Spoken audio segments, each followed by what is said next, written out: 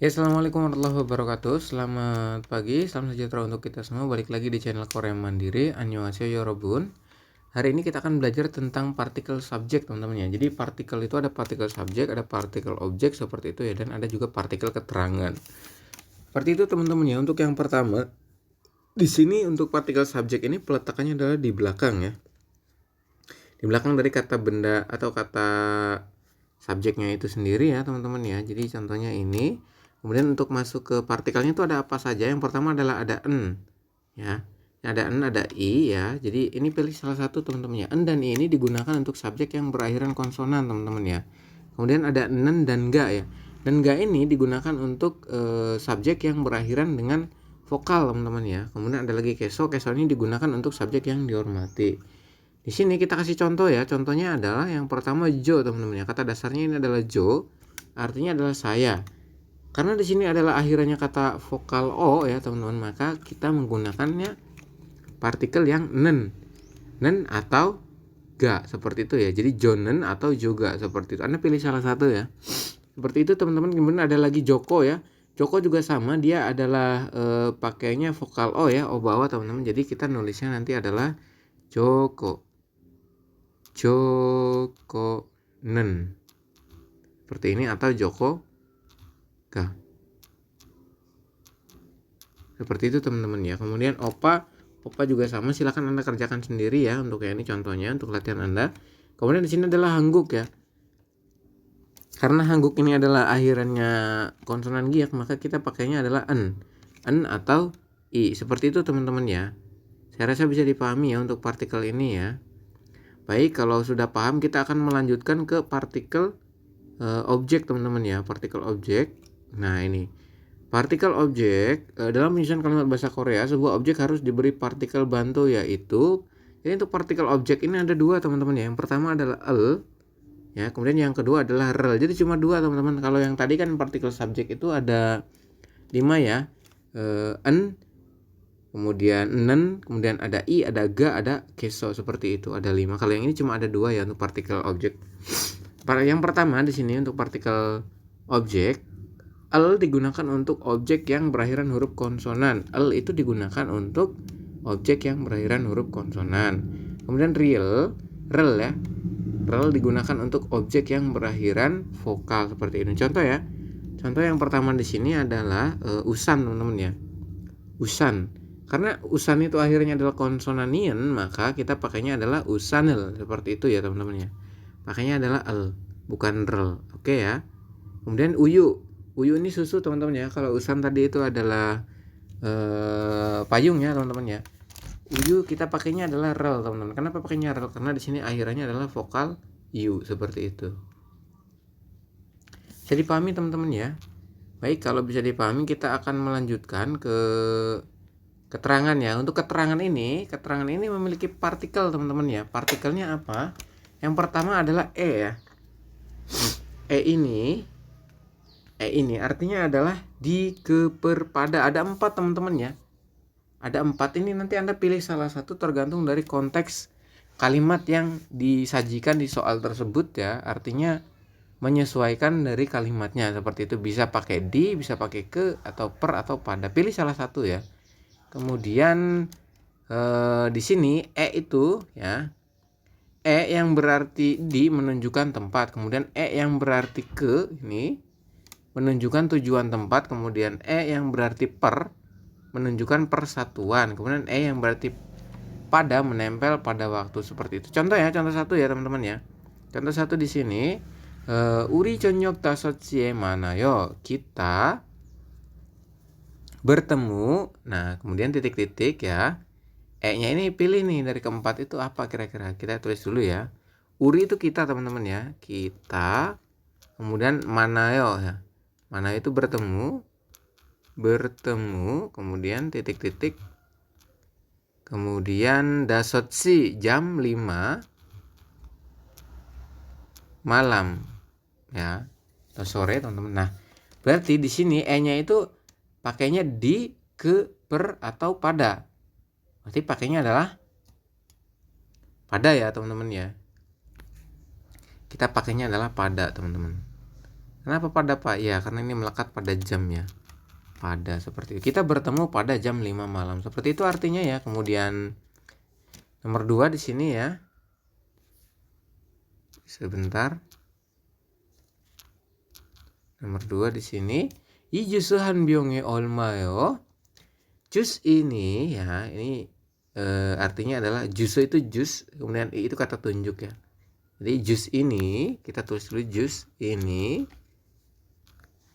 olmana berapa harga ya. Olmana itu berapa harga, kemudian titik-titik satu botolnya atau botolnya. Hanbyong itu satu botol ya, atau botolnya, langsung botol saja boleh.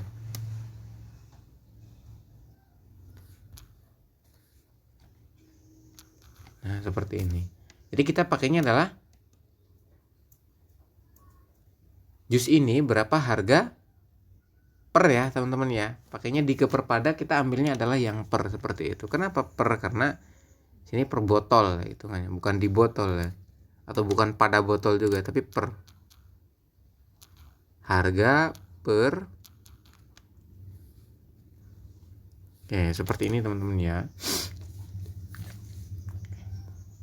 Jus ini atau berapa ya, berapa harga jus ini per botolnya, seperti itu juga boleh teman-teman ya.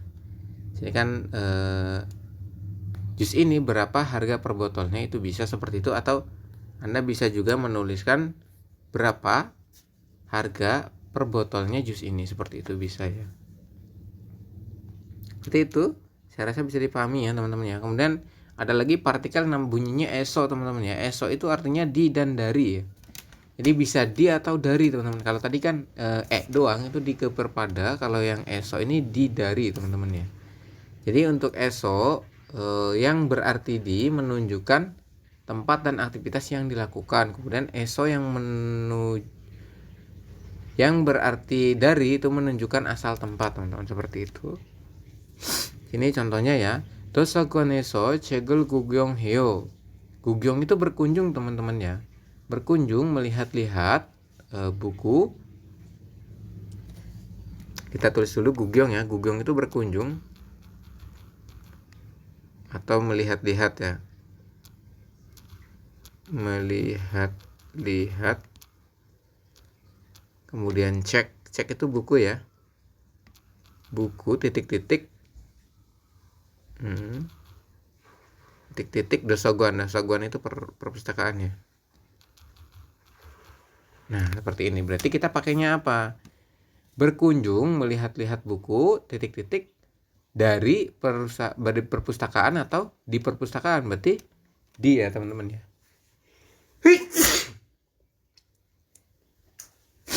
Jadi kita pakainya adalah di ya teman-teman ya. Di perpustakaan, seperti itu. Di perpustakaan, seperti itu untuk pengaplikasiannya ya. Jadi cuma ada dua, ada di dan ada juga dari. Kemudian di sini nomor 2 adalah aduh ini kehapus ya. Di nomor 2 di sini adalah Jonan Indonesia에서 왔어요. Sini ada subjek ya, ada partikel nen. Maka kita artikan ke depan dulu ya, dari depan dulu saya. Kemudian setelah itu wassoyo, datang ya. Was itu datang teman-teman ya, datang. Kemudian titik-titik-titik Indonesia. Berarti di sini kita pakainya adalah di atau dari. Saya datang di Indonesia atau saya datang dari Indonesia, berarti kita pakainya adalah dari ya. Dari teman-teman. Dari Indonesia. Seperti itu, silakan nanti nomor 3 Anda coba bantu artikan ya teman-teman. Kemudian di sini adalah ro ya. Ini adalah ro bawah teman-teman ya. Ro bawah ini artinya adalah dengan ya. Dengan atau ke. Sama seperti yang tadi juga, yang sebelum-sebelumnya. Ini sesuai dengan konteks dari kalimatnya, seperti itu ya. Oke, ro digunakan untuk kata yang berakhiran konsonan. Ini Anda tidak perlu fokus ke sini ya. Fokus Anda adalah ini adalah ro bawah teman-teman ya. Kalau ro bawah itu berarti dia artinya adalah dengan atau ke, seperti itu ya. Kita pilih salah satu teman-teman. Kemudian kita masuk ke contoh ya, ro bawah ya. Sini yon pilo seseo. Di sini tidak ada subjek ya teman-teman. Jadi kita langsung artikan dari predikat yang paling belakangnya ini ya. Kita artikan di sini teman-teman. Seseo itu artinya adalah tulislah ya. Tulislah. Kemudian ro kan tadi di dan dengan ya. Dengan ke ya, dengan ke teman-teman. Berarti ro-nya ini pakai tulislah titik-titik pensil. Nah, seperti ini. Nanti tulislah ke pensil atau dengan pensil, dengan ya teman-teman ya. Seperti itu. Pakainya adalah dengan. Tulislah dengan pensil. Kemudian odiro gaseo ya. Odi itu mana? Nanyain tempat teman-teman ya. Odiro itu mana? Gaseo itu pergi. Pergi titik-titik mana? Berarti pakainya adalah ke, seperti itu ya. Pergi titik-titik untuk ro ya. Kemudian odi itu mana? Berarti di sini pakainya adalah titik-titik ro-nya pakainya ke ya, bukan dengan, seperti itu. Yang nomor 3 silakan Anda kerjakan ya, dan 4. Oke, silakan teman-teman. Kemudian nomor 4 di sini adalah ro samping ya. Beda yang tadi kan ro bawah, kalau yang ini adalah ro samping teman-teman. Fokus Anda adalah di sini masuk ke ro samping ya. Ro samping itu untuk ya, artinya adalah untuk teman-teman. Ya, ro samping itu artinya untuk melakukan kegiatannya. Adalah partikel yang menunjukkan tujuan, maksud, pergi atau datang ke suatu tempat. Ya. Kemudian contoh yang pertama di sini, 학교에 공부하러 가요. 학교에. 학교 itu sekolah ya. 학교 ini sekolah, kemudian itu partikel tadi yang nomor 1, kemudian gongbu itu belajar. Pergi itu ga ya teman-teman. Jadi sini mengartikannya dari mana? Dari belakang dulu ya, dari gayo dulu, artinya adalah pergi. Nah, ro-nya ini ke sekolah ya teman-teman ya. Pergi ke sekolah untuk belajar. Ke sekolah. Nah, ditambah dengan ro ya. Ro-nya itu adalah untuk. Kemudian gongbu adalah belajar. Seperti itu. Kemudian nomor 2 ya, papel mogro 식당에 가요. Jadi kita di sini adalah dari belakang dulu ya. Sini dulu teman-teman ya, dari gayonya dulu, predikatnya ya. Pergi ke.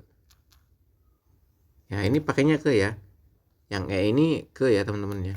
Ini kan ada di ke perpada, ada 4. Jadi kita pakainya adalah ke 식당 itu restoran. Pergi ke restoran, ro-nya untuk ya. Untuk makan itu mok teman-teman. Makan nasi ya. Bab itu nasi, seperti itu teman-teman. Saya rasa bisa dipahami ya untuk bentuk ini. Kemudian setelah itu kita juga akan lanjut ke bentuk lampau ya teman-teman ya. Saya rasa cukup ya, itu dulu ya.